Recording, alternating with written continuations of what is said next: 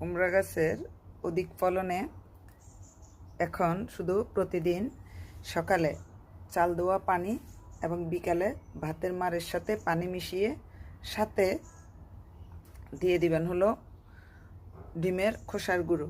তাহলেই দেখবেন এই যে কুমড়া গাছের যে ফুল আসতেছে ফুলগুলো খুব দ্রুত আপনাকে কুমড়া দিবে। এখন দেখেন প্রতিদিনই জোড়ায় জোড়ায় কুমড়া ফুল এসে যাচ্ছে। তার কারণ হচ্ছে এখন আপনার বড় বড় কুমড়া হওয়ার টাইম।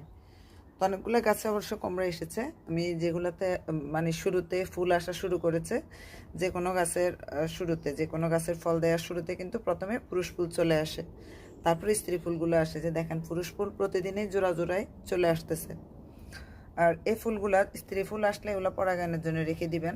আর যদি স্ত্রী ফুল না আসে তাহলে এই পুরুষ ফুলগুলো তুলে আপনি খেয়ে নিতে পারেন। এগুলো কিন্তু বিদেশে অনেক